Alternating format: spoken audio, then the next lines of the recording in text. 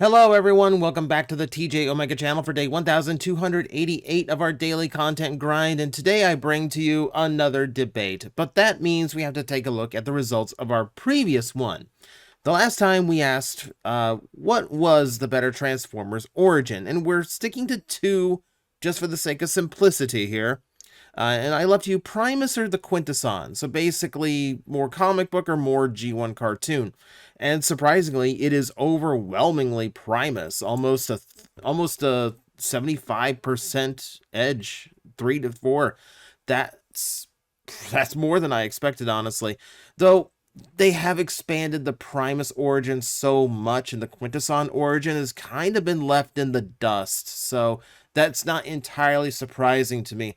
This might be one of the rare times where I actually go against the grain here, because I still tend to like the Quintesson origin, and I think there's elements of the Primus origin that can be worked into it to have the best of both worlds.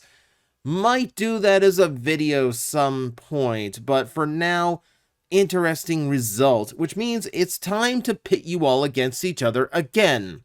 And it's going to be another debate where I fully expect people to go, well, it depends on what it is, or I like both. And that's not what this is about. This is about a hard choice. What is your preference? If you had to choose between the two, which is the one you would go for? And today it is about combiners. Do you like the Scramble City method of combining? Or do you like a combiner that has more dedicated engineering? Now, I understand when we ask these questions, there's a lot of gray area. Landfill here rides the line between both. He is absolutely not a typical Scramble City combiner, but he does have the functionality of such. So he's kind of doing his own thing. And there are a lot of characters and designs that count as combiners that we are not going to be considering for this list. Weapon and vehicle combiners, out. Super mode combinations, out. We are dealing with the more traditional description of a Transformer combiner, a team of individual bots combining into a large bot. And then it is down to mostly these two options. But Landfill himself does count as a more atypical combiner, which, and appropriately enough, he does have parallels to the first one that we need to talk about, which is, of course, the very first one, Devastator. Devastator does not follow the Scramble City combination method. His legs are dedicated positions. His arms are dedicated positions. There is no changing the orientation of Devastator. And a lot of people would not have it any other way. There is a third-party one I'm aware of that is going to swap the arms and legs. Frankly, I think third-party needs to come up with something more clever than that. But really, there's a interesting asymmetry to Devastator that still lends itself to a consistent look and, honestly, symmetry. Because he's using the guys on Caterpillar treads as his shoulders, meaning they end up in the same spot. He's using the big blocky guys as his legs, so they have the same overall shape to them. There's different details between left and right sides, but for the most part, he does kind of match left to right, and that gives him a much more solid, concise look. And that is a big advantage to a dedicated combiner system. The best example of that is probably Rail Racer. The proportions and shapes on Rail Racer are spot on. They are absolutely perfect. This is a very powerful looking character. It's a clean combiner. There's some junk on the back, but if you imagine that as a flight pack, jetpack, then it's okay. And that's essentially what it's designed to be anyway. The point is, it's an extremely good combiner, and it's a dedicated one. The parts can only go in one way. And there are huge advantages to that. Aside from just, the overall look is exceptionally strong, you tend to get more functionality out of it that way. At least you did in past sense. That's not as true as it used to be. But the point is, some of the most impressive combiners over the years have been those dedicated engineering ones. When we go to things like, say, Lio Kaiser, now we're getting into it even more so. Yeah, technically some of these you can swap this which bot is the leg and which bot is the left arm, but we know that's not what a Scramble City combiner is, right? This is still in the realm of a dedicated combiner. If it forms an arm, it has to form an arm. And there is advantage to that, because when you're not having to deal with, oh, it also has to be a leg, oh, it also has to be the left side or the right side, you can focus the engineering on doing just the one job, which generally means it can come out much better. It can be more solid. It can have more features. Basically, the complexity that would require it to be all of these things at once, you can just make it one of those things and put all that extra complexity into making it do that one thing really, really well, which is another huge advantage of dedicated combiner systems. They're not all pretty. Let's be completely fair about this. Not all of them are pretty. Some dedicated combiners are kind of on the ugly side.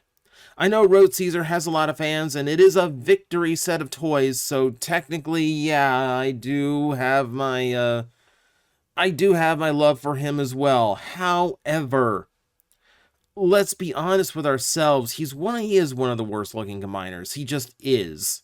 And that's because they tried to do only 3 members of the combiner team, leaving him with this gigantic leg and childbirthing hip look with very little going on in the upper body, and what would overall look like a very short torso and very small arms. It's an awkward combiner, and and there's no way of fixing that, when you don't have that Scramble City functionality. There's no way of adjusting for that. You can't swap in someone else that's going to do the job better or anything. Now, it is unique, we'll give you that. But there's ways that traditional Scramble City can be unique as well, and that kind of goes into like the form of it as well.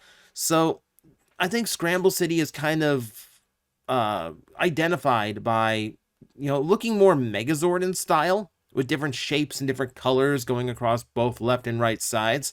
But there's also bots that mitigate that pretty well. Computron manages to be a very diverse team of characters. And yeah, like he's got different colors going on, but they balance each other very, very well. He looks solid enough in combined mode when everyone's together.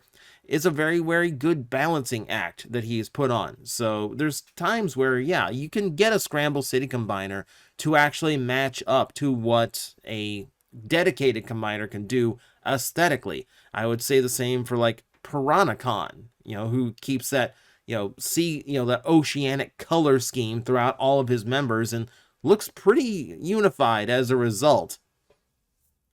But that's not really the advantage to a Scramble City combiner. No. Scramble City combiner is all about playability. That's the function of it.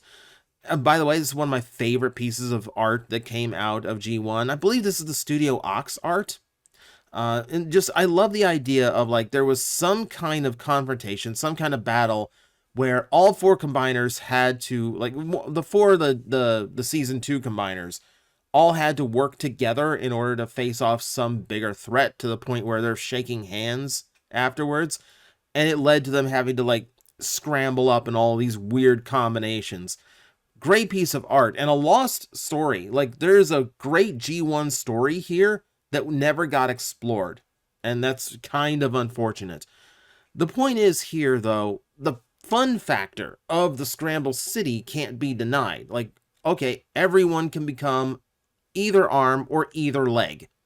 And that alone is going to give you so many more play options. Like you can play out a scene exactly like this in your toy section and leave it to your imagination exactly how this came about. Why are these teams suddenly getting along? What happened? Why are they scrambled together and actually like working? Why is this actually happening? It's one of those things where like your imagination as a kid is supposed to run wild with this kind of toy gimmick, and it absolutely can. If I want to figure out why my my hotspot currently has 4 sea monsters attached to him for limbs, that's up to my childish imagination to come up with, and that's the fun of a Scramble City combiner. And the thing about Scramble City is because it is a universal system, it's one that can just keep growing. In G1, if memory serves, you have 7 traditional Scramble City combiners, not including weird G2 or Operation Combination repaints. So that leaves you like 7 torsos, and can I do the math real quickly? 28 different limbs, all that are interchangeable. And if they keep doing more, if ever another set came out, it just gets added to it. We learned this in Combiner Wars, where they just kept putting out new variations, new repaints, new combiners, and the more you get, the more they put out, the more you can do with the gimmick, the more options you have, the more play value is added. Every single piece that you add to this collection is going to enhance the playability of everything else. And that's a pivotal thing when it comes to some of these toy gimmicks. I will also say there is something of identity to be considered as well. Like, when it comes down to it, when you think of Transformer combiners, usually it's going to be something Scramble City based that comes to mind. Either Devastator or one of the traditional ones. Probably Superion or Menasor, since they came around first. But this is just who they are. Like if you redid Defensor to just be like, this is just your arm, this is just your leg, this is just the left leg, this is just the right arm, I do think it loses something. And I would even argue that with the today's like Legacy and now Age of the Primes combiner style. Because you do lose a little bit of that personality, that little bit of that identity by taking them to a dedicated engineering status. It just doesn't feel quite like the right team. So maybe there is something to like sticking to that traditional style of the scramble engineering. It has its limitations though. It absolutely does. So one of the gripes I had with Combiner Wars as it kept going on was a lot of toys ended up feeling very same-ish. Now in G1, that's not so much of a problem because a lot of toys were very simple. They didn't really have to do a whole lot. But when you're talking about modern Combiner War toys, things started getting a little bit long in the tooth. So you had all of these different deluxe toys where all of them had to have the combiner block in pretty much the same location. All of them had to have their hips and knees in the same location, so the combiner arms all had their elbows in the same spot. Everything had to be the same length so that the proportions matched no matter who you had as an arm or a leg. All the leg forms had to be the same length. The arms all had to end at the same spots, so the hands would be perpendicular to each other. The end result are a lot of toys that really kind of felt the same. If not in transformation, then certainly in how they felt as action figures. It kind of felt like I was playing with the same toy over and over and over again. It was a very rare few, like your Rooks, for instance, that kind of broke the pattern and felt different compared to everybody else. So it's one of those gimmicks where, yeah, like when they continued it in the Power of the Primes, it was kind of exhausted by then. I got Abominus, but man, I'm so tired of how these toys work. So there's definitely a flaw to it, it does take away from like the individuality, and it takes away from like if transformation is your play factor, if that's what you enjoy, it's going to suffer from that. But there's other things to be said for dedicated combination. For instance, how would you do Beast Wars? You couldn't do Beast Wars in like a Scramble City style. The designs are too complicated. Like, you would have to go out of your way to do dedicated combination. And that's how we get Magnaboss. That's how we get Tripredicus. And they're great combiner characters. They are a lot of fun. And sometimes it's just too complicated. How would you scramble Revenge of the Fallen Devastator? Like, okay, maybe you can swap leg for leg, but like you're not going to get full combination. They're way too complicated. And the job that they have to do is just way too severe. Like, if you are a leg in this combination, you have to be designed to hold weight. You can't also be designed to be an arm, and you cannot expect, those bots that are forming that left arm right now, and that is 2 bots in there, by the way. You can't expect that to just like form up a leg instead. This is not going to work. Sometimes Scramble is just not an option. But complexity is one thing. Simplicity works too. Combine. Like one of the advantages to Scramble City combiners in G1 was the simplicity allowed them to be as versatile as they were, to have that swap around gimmick that they all enjoyed. But that doesn't mean it was exclusive to them. Let's take Landcross, for instance. I kind of bashed on one victory combiner. Now I have to go and credit another one. Landcross is an absolute brilliant toy, considering it was engineered in the late 80s. You got 6 figures that are definitely a dedicated combiner. Not much rearranging you can do to these guys. But it's the individual modes that are so cool. So you do have these Micromaster-esque level transformation styles, but what actually gets revealed from that is all that engineering space is left over for them to do the Energon Powerlink gimmick, where any of them can be a torso or a set of legs. And they even had new heads dedicated to who was ever on top in that combination. So you got a brand new character as a result. To be able to do that and then still have a full combine mode, and all of them work as individual transformers as well, is a absolutely brilliant piece of engineering considering the era that it was engineered in. Absolutely brilliant toy, and one that I'm not even sure could be done in modern design because it's the simplicity that allows it. And that's another beautiful thing. Like, you can be complex or simplistic when it comes to a dedicated combiner. You are losing that little bit of fun factor, though. And really, some of the advantages to the dedicated combiner are really rapidly going away. One thing Combiner Wars did was show that you could have that gimmick and still have complex engineering and articulation. Those were some really fulfilling combiners. Like, they felt good. Obviously we've got modern ones that are technically doing some of it better, but it made the gimmick work. It was functioning like a modern toy, so maybe the simplistic thing is not really relevant anymore. Like, we can have complex and still have the Scramble City at the same time. We've gotten to that point. And yes, I know third party proves it as well. Third party fans, calm down. I'm talking about the official product here. But maybe play pattern and the fun of the Scramble City method, maybe that's not even fully tapped yet. Because look at Piranacon. Piranacon came up with a 6th member and used him as a weapon. We could go back to the new, looking back to like what Lio Kaiser's doing with his 7th member, Death Cobra, and realize Scramble City could do that too. Give you more members of the same team and just figure out new things for them to do. Maybe you get like 2 big winged beasts for a combiner and they can become a big backpack, a big wing pack for the combination.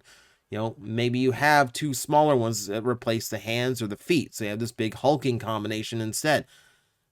This play pattern, again, because of its simplicity, actually does manage to work.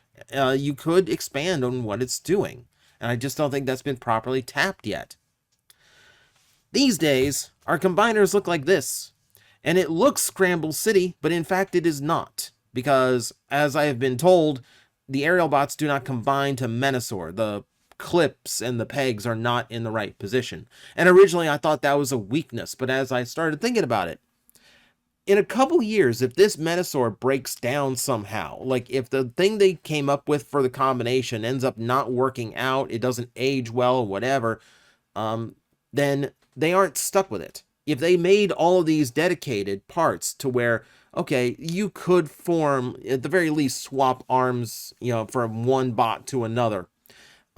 If they did that, they would have to maintain the exact same peg locations, the exact same style of engineering for each and every one they're still going to do. They need to do at least 2 more. We know because Vortex is announced, we're getting Combaticons. So that just leaves Protectobots. And then hopefully they do it 2 more times for Computron and Abominus. Unfortunately, that means we're going to have to do this for years. Engineering is going to change. Budgets are going to change. This might not be something they are capable of maintaining if they kept it Scramble City style and made sure all this engineering worked for everybody. So it's probably for the best that it is gone to dedicated engineering. You know, we had Combiner Wars if you want Scramble City. This is now just the thing for Sunbow accuracies, so we can have tighter articulation. And if something does go wrong, we're not stuck doing it for another 4 years or so. We can fix it, clean it up, improve it. Toy Tech's going to improve. Their engineering ideas are going to improve. And they're going to be able to make exceptions for certain members. What do you do with Groove? You cannot tell me Groove is going to have the same ports and pegs in the same exact spots to go exactly where, like, Brawl is going to go on Bruticus. So, yeah, so, like, I guess even Scramble City can also be dedicated, and it still works out. So, there's my back and forth argument, and I will leave the rest up to you. So, in the link, in the description, there is a link that you will find, and that link will take you to a straw poll where you can vote on which one you prefer. Yes, I know, a lot of you like both, a lot of you think it's circumstantial, but I just want to know preference. If you had to play with a combiner, if a combiner had to be one way or another, which way do you want it to be? Do you want it to be a dedicated combiner where everything only goes in one spot, or do you want that Scramble City functionality? So let me know. Feel free to comment and talk about it in the comments below, but be sure to vote on it. That is the important part. So thank you everyone for watching. I will see you next time. Hello everyone, I am Astral Agent Magnetar, a Tokusatsu VTuber, and I am streaming 4 times a week over on Twitch, Monday, Tuesday, and Wednesday afternoons, and a special late night one on late Friday/early Saturday. So come watch, come hang out, and let's make an impact together.